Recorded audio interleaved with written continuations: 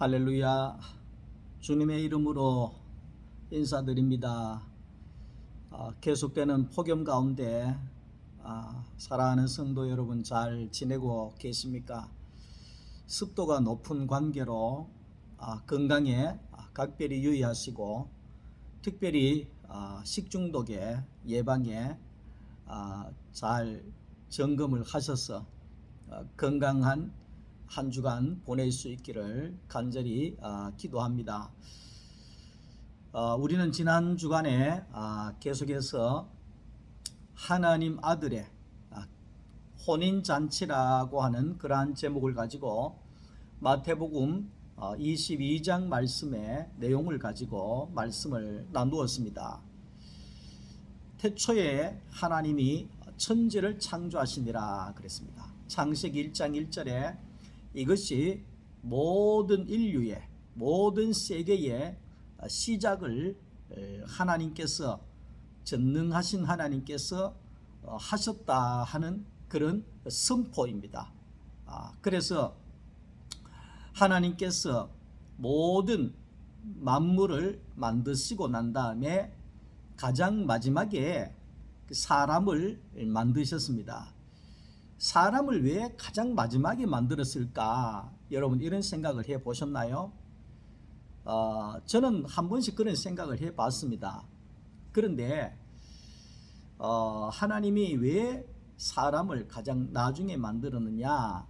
그러니까 하나님께서 빛이 있으라 이렇게 하시고 또 여러 식물이 있어라, 열매 맺는 채소가 있어라, 이런 걸 쭉 하잖아요. 그런데 하나님께서 계속해서 식물을 만드시고 식물 가운데서 하나님이 함께 할 수 없잖아요. 하나님과 연합을 할 수 없잖아요. 그래서 하나님이 동물을 만들었잖아요. 하나님이 호랑이를 만들었잖아요. 호랑이를 만들었는데 하나님이 이 호랑이한테 하고 함께 연합을 할 수가 없는 거예요. 그래서 하나님께서 창세기 1장 26절 말씀 속에 우리의 모양과 우리의 형상대로 사람을 만들자. 그래서 하나님이 식물도 하나님과 연합할 수 있는 존재가 아니고 동물도 하나님과 연합할 수 있는 존재가 아니고, 연합한다는 것은 뭐냐 하면 하나님이 함께 살 수 있는 존재를 말하는 겁니다. 그래서 하나님이 제일 마지막에 하나님의 모양과 하나님의 형상으로, 그 말은 하나님의 모양이 드러날 수 있는 사람, 하나님의 형상이 나타날 수 있는 사람, 그래서 이런 사람을 만들자 해서 하나님이 마지막 날에 사람을 만들었다, 그렇게 말씀을 하고 있습니다. 그러니까 우리는 살면서 이런 질문을 많이 합니다. 나는 왜 태어났느냐? 나는 왜 태어났느냐? 나는 뭐 하려고 태어났느냐? 사는 게 뭐냐? 사는 게 왜 사느냐? 왜 사느냐? 왜 이렇게 돈벌이하고, 왜 이렇게 공부를 시게 하고, 왜 이렇게 치열하게 이렇게 내가 살아가야 되느냐? 왜 사느냐? 먹고 마시고 즐기고 놀고 그렇게 하기 위해서 내가 사느냐? 먹고 마시고 즐기고 흥청망청 살아봐도 허무함밖에 없는 그런 인생을 많은 사람들이 고민을 하고 허탈해하는 경우들이 많이 있지 않습니까? 그런데 이제 우리가 사람이 왜 사느냐, 이것은 근본적으로 말씀을 드리면 하나님을 나타내기 위해서 산다 이 말이죠. 하나님을 드러내기 위해서 사람은 존재한다 이 말입니다. 존재의 목적이 분명해졌죠. 나는 왜 사느냐? 나는 하나님을 드러내기 위해서 산다. 나는 영이신 하나님을 나를 통해서 나타내기 위해서 나는 산다. 나는 하나님을 담은 그릇에 불과하다. 나는 하나님의 그릇으로 쓰여지는 존재다. 하나님의 형상으로 쓰여지는 존재다. 이것이 사람을 만드신 하나님의 목적이라는 것입니다. 그러니까 사람이 뭔지, 사람이 뭔지, 사람이 왜 태어났는지, 사람이 왜 사는지, 이 목표가 우리에게 분명해질 때 우리의 인생은 그 하나님이 정하신 그 정도를 걸어갈 수가 있는 것이겠지요.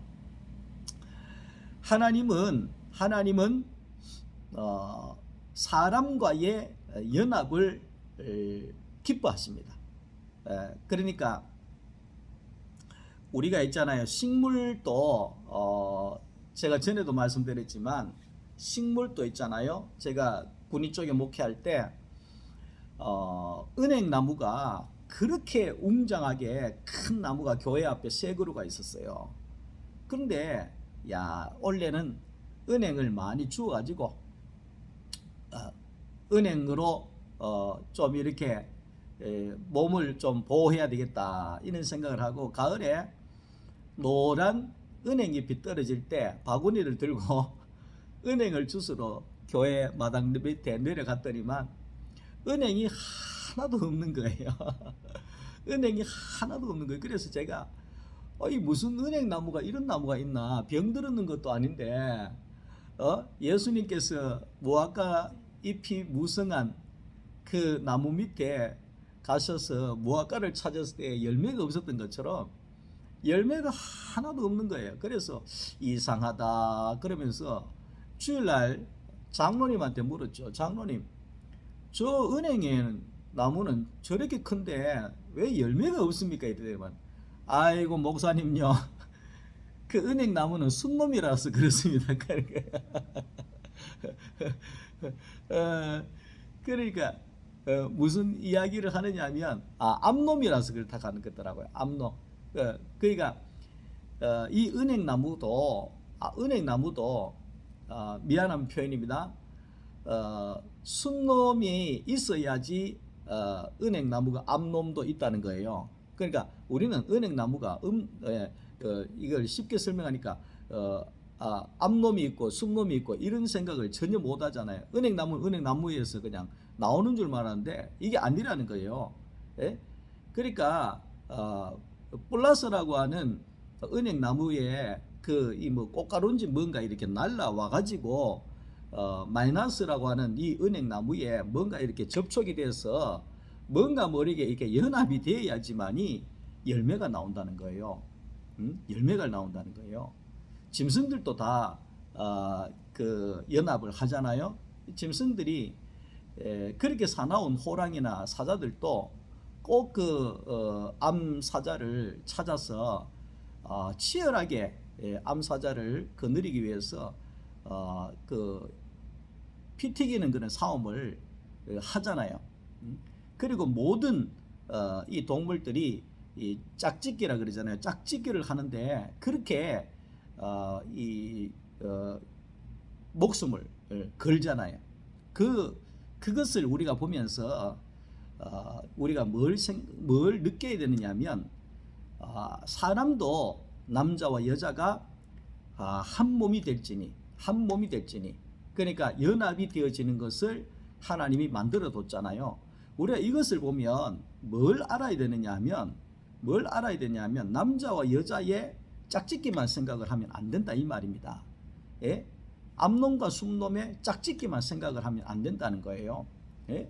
아니 무슨 식물도 암놈이 있고 순놈이 있나, 뭐 그런 게 있나, 이런 식으로 넘어가 버리면 안 된다는 거예요. 그건 뭔 말이냐면 하나님의 마음을 거기다 담아놨는 거예요. 아하, 그렇구나. 영이신 하나님과 하나님의 모양과 형상으로 만들어진 사람이 하나로 연합하기를 하나님이 원하시는 거구나. 이렇게 우리가 성경을 보지 아니하면 하나님의 마음에 눈을 뜨지 못한다 이 말을 하는 거지요. 씨는 흙이 없으면 안 되죠. 흙은 또 씨가 없으면 안 되는 거예요. 그 씨는 간절히 흙을 찾고 흙은 간절히 씨를 기다리고 있다는 거예요.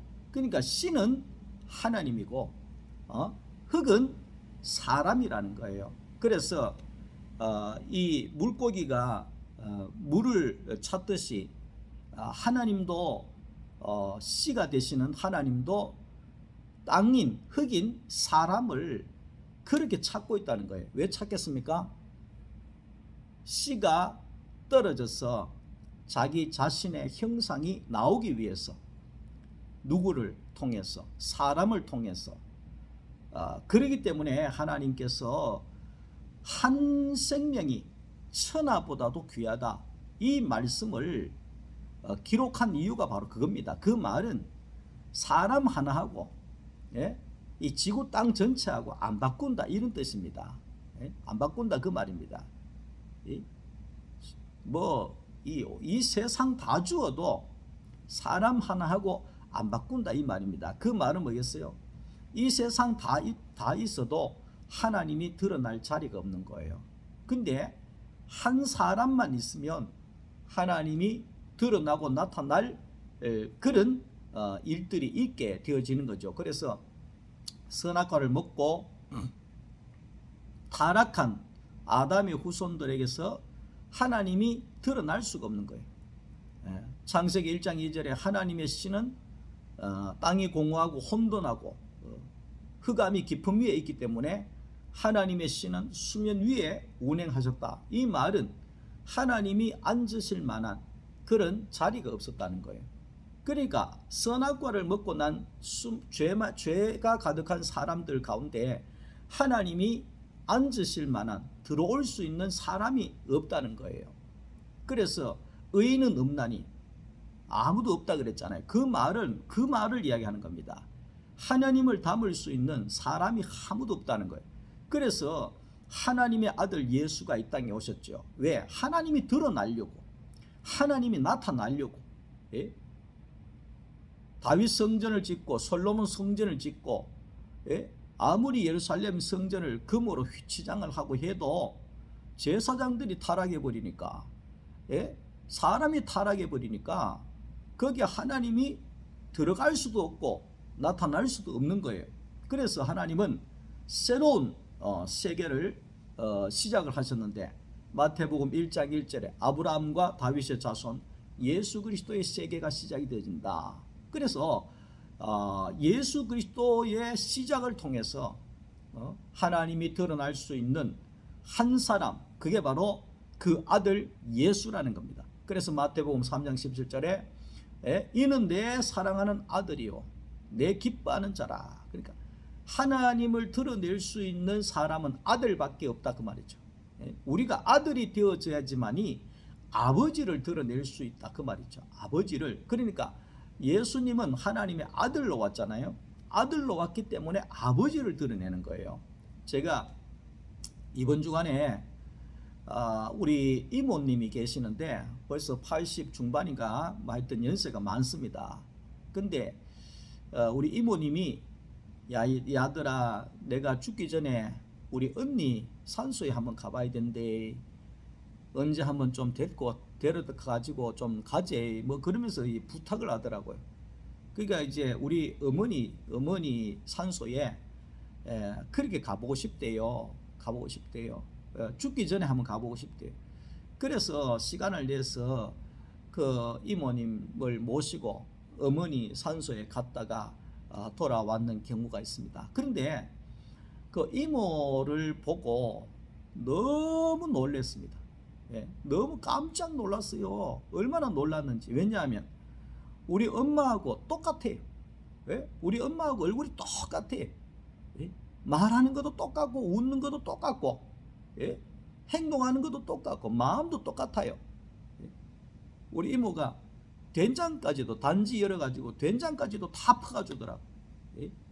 그거는 우리 엄마가 그랬거든. 주고 싶어서 이런 것까지 다 닮았어요. 제가 우리 이모님 얼굴을 보고 우리 엄마를 보는 것 같았어. 얼마나 눈물이 나는지. 그게 뭐냐 하면 한 생명은 하나라는 거예요. 그러니까 예수님께서 나와 아버지는 뭐라 그랬습니까? 하나다 그랬잖아. 하나다. 예? 하나다. 예? 나와 내 딸들은 하나라는 거예요. 내 아들들은 하나라는 거예요. 왜? 내 생명이기 때문에. 예? 내 생명이기 때문에. DNA 검사를 해도 99.999%가 똑같다자는 거예요. 똑같다잖아요. 그러면 결국은 있잖아요. 저도 서서히 아버지도 닮아가겠지만 저도 계속해서 엄마를 닮아가고 있어요. 지난번에 이 주민등록증 사진을 찍는데 우리 둘째 딸이 아빠 왜 할머니가 보이냐 그러면서 아빠 완전 할머니 돼. 사진이 완전 할머니라고 이래 이야기하는. 그럼 제가 그 사진을 딱 보니까 정말 우리 엄마하고 똑같대요. 똑같아. 계속해서 엄마의 모습으로 바뀌어져 가는 거예요. 야, 그걸 보면서 야, 이 생명이라고 하는 것이 한 생명이라고 하는 것이 이런 거구나. 그래서 부모들이 자식을 좋아하고 손자를 좋아하고 하는 것은 뭡니까? 그 아들이 꼭 나라는 거예요. 아들을 보는 것이 나를 보는 거라는 거예요. 아들이 내 생명이라는 거예요. 그렇기 때문에 아들을 좋아하고 딸을 좋아하고 손자를 좋아하고 손녀를 좋아하고 다 그게 뭡니까? 그 생명이 내 생명이 나라는 거예요. 그래서 좋아하는 거예요. 그래서 좋아하는 거예요. 그러니까 우리도 하나님과 하나님을 드러낼 수 있는 그 아들의 생명을 우리가 가져야 된다는 것이죠. 그래서 사람은 이 하나님의 배필이라는 것을 알아야 됩니다. 사람은 하나님의 배필이다. 또 그러면 또 안티 같은 뭐 이상한 사람들은 무슨 뭐 하나님하고 우리가 하고 결혼한다고 얼레리 꼴레리 무슨 뭐 연애 종교가 뭐 또 그런 소리를 하는데 그런 의미가 아니고 사람의 은혜로 설명을 할 수밖에 없는 것이 바로 사람의 결혼을 이야기하잖아요. 우리가 하나님과 결혼합시다 그러면 우리가 하나님과 딴 이거 합니까? 그런 의미가 아니잖아요. 이 초등학생처럼 유치원생처럼 자꾸 그렇게 생각을 하면 안 돼요. 예? 그러니까 사람은 하나님의 배필이라는 것은 영이신 하나님이 드러나고 나타낼 수 있는 최고의 고등동물이 사람밖에 없다. 이래 알아야 되는 거죠. 예? 늘 이야기하잖아요. 개가 예배 드리러 오는 것을 본 적이 없다니까요. 개가 기도하는 것을 본 적이 없어요. 그것은 개는 하나님을 표현하지 못합니다. 그런데 사람은 기도하지요, 말씀 듣지요, 말씀 나누지요, 성찬을 행하지요, 예? 하나님을 찬양하지요, 하나님을 드러내지요. 예? 그게 사람이라는 거예요. 그래서 사람은 하나님을 드러내는 배필이다. 예? 배필이다. 그러니까 내 자식을 보면 나를 보는 것과 똑같은 것처럼 내 배필을 보면 나를 본 것과 똑같은 거예요. 예? 부부 일심동체라 그래 이야기하잖아요. 예? 그러니까 한 몸이라는 거잖아요. 한 몸이라는 거. 그러니까 우리가 하나님의 형상이 되어질 때 나를 본 것이 하나님을 본 것이나 같다 이 말을 하고 있는 거거든요. 자, 그래서 오늘 많은 사람들이 하나님께서 사람을 초청하잖아요. 오늘 본문 말씀 속에도 길거리로 가서 사람을 확 초대하잖아요. 근데 초대하는데 안 와요. 바빠서 안 간다는 거예요. 바빠서. 참 우리가 알아야 되는 것은 가면 갈수록 말세에는요 바빠지기 시작합니다. 진짜 바빠서 바쁜 게 아니고 예? 엉뚱한 걸로 너무 바쁜 시기를 사는 거예요. 게임한다고 바쁘고 뭐 한다고 바쁘고 텔레비 본다고 바쁘고 예? 커피 먹으러 가야 된다고 바쁘고 뭘 해야 된다고 바쁘고 안 해도 되는 거 안 해도 되는 거 해도 되고 안 해도 되고 그렇잖아요. 근데 우리가 목숨이 왔다 갔다 하는데 그걸 안 하면 되겠냐 이 말이죠. 우리가 하나님께 나아가는 것은 예? 우리가 영원한 생명을 얻기 위해서 가잖아요. 예? 근데 예? 그런데 바빠서 안 돼. 바빠서. 예? 모든 만물은 자기의 위치가 있습니다. 새도 나뭇가지에 가 있어야 되고, 호랑이는 깊은 산속에 가 있어야 되고, 물고기는 물속에 가 있어야 되고, 예, 하나님께서 그 위치를 다 정해줬어요. 근데 요즘에 자꾸만 재앙이 일어나고 이런 것은 뭡니까? 사람도 자기 위치를 이탈해 걸고, 사람이 자기 위치를 이탈하니까 모든 동물도 있잖아요. 지난번엔 또 어저께입니까? 왜 그 서울에 무슨 빌딩에 서울에 그 큰 세계적인 도시 서울에 멧돼지가 내려와 가지고 또 야단을 한 것 같아요. 그 왜 그런 일이 있나요? 그 사람들이 자꾸만 뭐 아파트 짓고 뭐 공장 짓고 그러면서 이 동물들이 살 수 있는 자리를 자꾸 뺏는 거예요. 그 겨울에 뭐 도토리라든지 뭐라든지 이것들도 있잖아요. 약 된다고 전부 다 주워버리고 삭슬이 다 해버리고 뭐 산나무도 다 뜯어버리고 열매도 다 따가버리고 그러니까 돼지들이 뭘 먹을 게 뭐가 있겠어요. 예? 산의 동물들이 먹을 게 없는 거예요. 그래서 산의 동물들이 사람들이 사는 서울로 내려와서 쓰레기통 뒤져가 뭐 찾아먹고 이런다잖아요. 그것은 뭐냐 하면 예? 사람들이 자기를 위치를 안 지키면 동물들이 자꾸만 파괴가 되고 그게 악순환이 되어지는 거죠. 그래서 사람의 그 위치는 결국은 뭐냐 하면 사람의 위치는 흙의 자리가 사람의 위치예요. 흙의 자리. 그러니까 창세기 3장 19절에 너는 흙이니 너는 흙이다. 아담아 너는 흙이야. 흙은 어떻게 됐냐? 흙은 흙으로 돌아가야 된다. 우리가 죽으면 흙으로 다 돌아가게 돼 있어요. 왜? 흙에서 나왔기 때문에 흙으로 돌아가게 돼 있습니다. 흙으로 돌아가게 돼 있습니다. 그러니까 흙이라고 하는 것은 뭐냐 하면 아까 전에 이야기했잖아요. 씨가 떨어질 수 있는 자리죠. 생명이신 하나님의 생명의 씨가 떨어져서 거기에서 그 씨의 열매가 나오는 것이 흙이잖아요. 흙이잖아요. 흙은 딱 한 가지가 있답니다. 흙은 흙의 성분 중에 딱 한 가지는 생명력이 있다는 거예요. 어떤 씨가 떨어져도 막 가라지가 떨어지든지 어떤 씨가 떨어지든 간에 울렁울렁 해가지고 싹이 나오고 열매가 나온다는 거예요. 제가 우리 여기 교회 화분 옆에 보면 에어컨 실외기 있는 쪽에 있잖아요. 에어컨 실외기가 있는데 거기에 무슨 비가 오면서 그런지 화분이 쏟아지면서 흙이 한 줌이 떨어졌어요. 화분이 쏟아져가지고. 그래서 흙을 쓸어냈거든요. 분명히. 그랬는데 흙이 한 줌이 어디 있었는가 봐요. 밑에.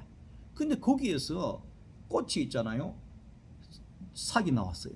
그래서 지금 거기에 한 줌밖에 안 되는 그 흙에 지금 나무가 새 그루가 나와가지고 꽃나무가 나와가지고 지금 피기 직전이에요. 얼마나 큰지. 근데 이 흙이 한 줌인데도 불구하고 그 뜨거운 실외기 뜨거운 바람이 나오는데도 불구하고 지금 꽃을 피우려고 하고 있거든. 야, 이게 흙의 능력이에요. 흙의 능력이에요. 흙은 어떤 것이 떨어져도 뭐 속에서 오물락조물락 해가지고 싹이 쑥 나가 열매가 쑥 호박이 막 쑥 달리도록 이렇게 하는 능력이 있는 거죠. 그러니까 하나님께서 우리에게 그러한 은혜를 있게 한 거죠. 하나님의 씨가 떨어지면 우리 안에 하나님의 생명력이 있어서 우리를 통해서 막 열매가 쑥쑥 나오게 되는 이런 은혜를 사람에게 주셨다는 거죠. 사람에게. 그래서 사람이 쑥쑥 열매가 나오려고 하면 흙의 자리에 있어야지만이 하나님이 심고 하나님이 내올 거 아니에요. 그 인생에서 제일 힘든 게 뭐냐면 내가 내 힘으로 살아가는 사람이 제일 힘듭니다.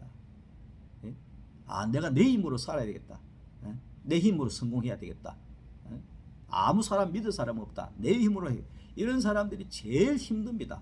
성공을 할 수 있는지는 모르겠지만 마지막에는 만시창이가 되는 거예요.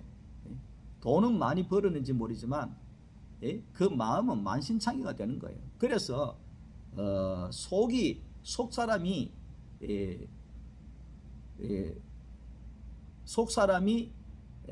강건하지 못하니까 뭐 물질적인 부유함이 많다 할지라도 너무 힘들고 어려운 거죠. 그런데 우리가 이 처음에는 있잖아요. 내가 내 손을 내려놓는다는 것이 쉽지 않아요. 근데 내가 내 손을 내려놓고 하나님의 은혜로 주어지는 은혜로 내가 살겠다 이런 사람들은요, 조금씩 기다려 보면 이 내가 할 때보다도 하나님의 은혜로 사는 세계가 얼마나 편하고 얼마나 재미있고 얼마나 행복하고 얼마나 감사하고 얼마나 좋은지 몰라요. 이것을 우리가 경험을 해야 돼요. 우리는 세상은 내 손 놓으면 죽는다 생각하거든.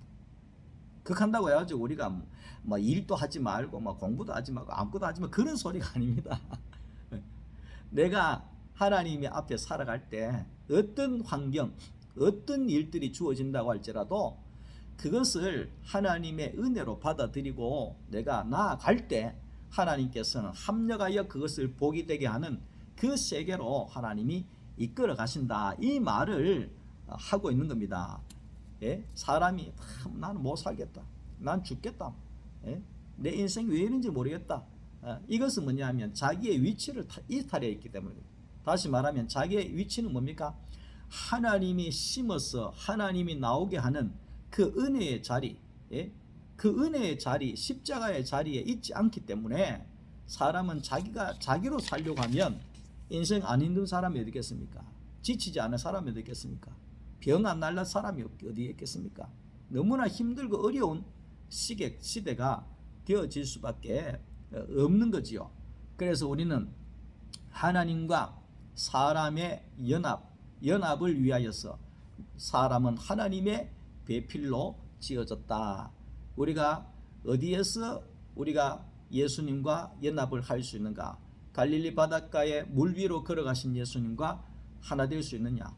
손흥민 선수와 이 동네 축구의 수비도 겨우 하고 있는 나 같은 사람이 언제 한번 만나가지고 맞짱을 뜰 수가 있겠습니까? 평생 그런 날은 오지 않습니다. 세상이 뒤집어져도 그런 일은 오지 않습니다. 왜? 능력의 차이가 너무 크기 때문에 그렇습니다. 그런데 예수님도 죽은 사람을 나사로를 살려내고 죽은 사람 살려내고 이런 자리에서는 내가 예수님하고 뭐 능력이 뭐 아무것도 아니죠. 이거 뭐 바라볼 수 없는 분이잖아요. 그런데 하나님이 마지막에 예수님을 사람과 연합할 수 있는 자리로 이끄셨는데 십자가입니다. 십자가. 그래서 예수님 십자가에 못 박히셨을 때 로마의 병사들과 빌라도와 많은 사람들이 유대인들이 이야기합니다. 네가 십자가에서 내려와 봐라. 십자가에서 내려와 봐라. 내려오면 우리가 너를 믿겠다. 내려와 봐라. 그러니까 예수님이 만약에 많은 사람들이 이야기하는 것처럼 예수님 십자가에서 내려오면 어떻게 되겠습니까? 사람 구원은 절대로 못하는 겁니다. 실패입니다. 아담이 실패했잖아요. 선악과를 먹으면서 이거 먹어봐라. 먹으면 하나님처럼 된다. 먹어버렸잖아요. 그 먹은 순간에 사람과 하나님과는 원수가 되어버린 거죠. 원수라는 것은 싸우고 찢고 이런 원수가 아니고 하나님과 연합할 수 없는 존재가 되어버렸다는 거죠.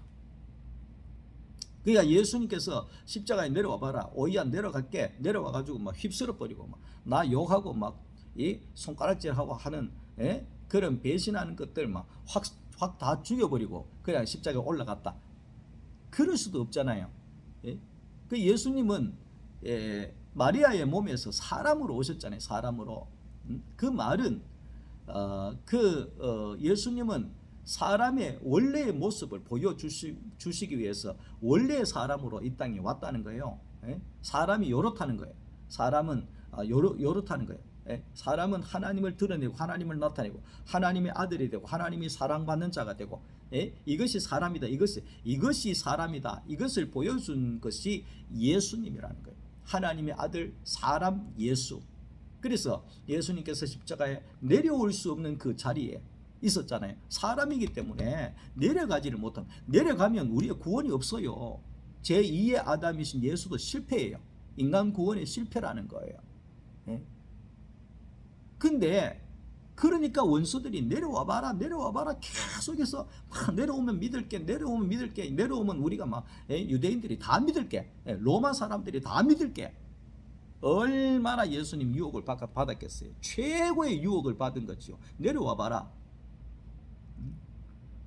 미안합니다. 내 곁에도 확 내려왔다가 올라가. 그렇게 해버리면 구원이 없는 거예요. 사탄의 제2의 속임수에 또 넘어가게 되는 거예요. 그러니까 예수님은 십자가에서 내려올 수 없는 그 자리에 있었죠. 나는 사람이다. 나는 사람으로 왔다. 내려올 수 없는 사람의 자리에서. 그 자리에서 예수님도 내려오지 못하고 나도 내려오지 못하는 사람과 사람과의 만남이 딱 이루어진 거예요. 손흥민과 나와의 만남은 절대로 이루어지지 않습니다. 그러니까 그런데 예수님과 나는 십자가의 자리에서 딱 만날 수 있는 한 자리를 하나님이 주셨어요. 이게 은혜의 자리죠. 이 자리가 없으면 우리는 구원이 없습니다. 이 자리가 없으면 우리는 예수 알지 못합니다. 하나님의 형상 될 수가 없습니다. 이게 구속의 자리, 이게 구원의 자리죠.